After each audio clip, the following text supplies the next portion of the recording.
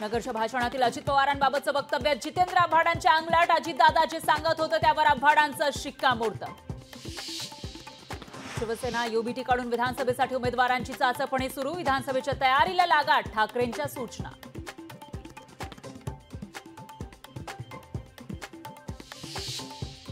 बहुमत असताना अजित पवारांना सोबत घेऊन भाजपनं चूक केली. संघाच्या मुखपत्रातून हल्लाबोल. मोहन चरण माझी ओडिशाच्या मुख्यमंत्रीपदाची घेणार शपथ. माझीसह 8 आमदार घेणार कॅबिनेट मंत्रिपदाची शपथ. माहितीमधील कोकण पदवीधरचा तिढा सुटला. शिवसेना उमेदवार संजय मोरेंची निवडणुकीतून माघार. भाजपच्या निरंजन डावखरेंचा मार्ग मोकळा. कोकण पदवीधरचा मवियाचा तिढाही सुटला. शेवटच्या क्षणी किशोर जैन, अमित सैरे यांची माघार. काँग्रेसचे रमेश कीर मवियाचे एकमेव उमेदवार रिंगणात. महाविकास आघाडीला नाशिकमध्येही दिलासा. शिक्षक मतदारसंघातून दिलीप पाटलांची माघार. मवियाचा धर्म पाळण्यासाठी दिलीप पाटलांची माघार. विधान परिषद निवडणुकीमध्ये महायुतीतला तिढा सुटला. राजेंद्र विखे पाटलांची अखेरच्या क्षणी माघार. धनराज विस्पुते यांचीही माघार. भाजपच्या अनिल बोरनारे यांची माघार. तर मुंबई शिक्षक मतदारसंघातून भरला होता उमेदवारी अर्ज. फडणवीसांशी झालेल्या चर्चेनंतर बोरनारेंची माघार. सरकार पलटल्यास सलाईन काढून टाकणार. मनोज रांगेंचा इशारा. रांगेंनी उपोषण स्थगित करावं. देवेंद्र फडणवीसांचं आवाहन.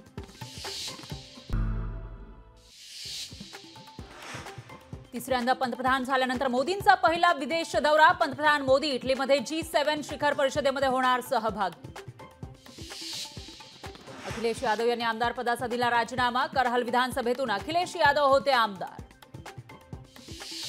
शिवसेना युबीटी पक्षाच्या मुंबईतल्या पदाधिकाऱ्यांचा संध्याकाळी मेळावा. मेळाव्यात उद्धव ठाकरे करणार मार्गदर्शन.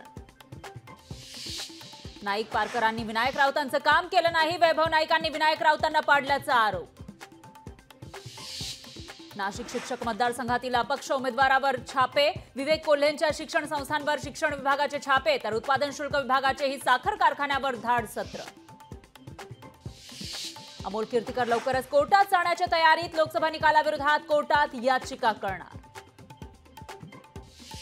मराठा समाजाचं आरक्षण मान्य न झाल्यास विधानसभेलाही सुफडा साफ करू. नवनिर्वाचित खासदारांनाही मराठा समाजाचा इशारा.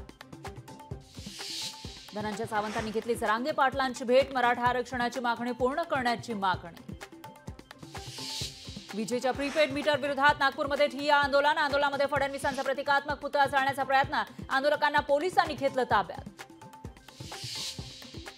अहमदनगर शहरासह काही भागात जोरदार पावसाची हजेरी. वेळेत पाऊस सुरू झाल्यानं बळीराजाची पेरणीकडे लगबग. सोलापूर जिल्ह्यात 11 दिवसात विक्रमी पावसाची नोंद. जून महिन्यातला आतापर्यंतचा विक्रमी पाऊस. सोलापूर जिल्ह्याला पावसानं झोडपलं. बीडचा कृषी विभाग खरीप हंगामासाठी सज्ज. बियाणे खरेदी करताना पक्कं बिल घ्या. कृषी अधिकाऱ्यांचं शेतकऱ्यांना आवाहन. गेल्या 3 दिवसांपासून सोलापुरात पावसाची जोरदार हजेरी. पावसामुळे सीना नदी प्रवाहित. जोरदार पावसामुळे बळीराजा सुखावला. भिवंडीमध्ये पुन्हा एकदा पावसाची हजेरी. नागरिकांना उकाड्यापासून काहीसा दिलासा. तरुणीवर बलात्कार करून ब्लॅकमेल करणाऱ्याला अटक. भिवंडी पोलिसांनी केली आरोपीला अटक.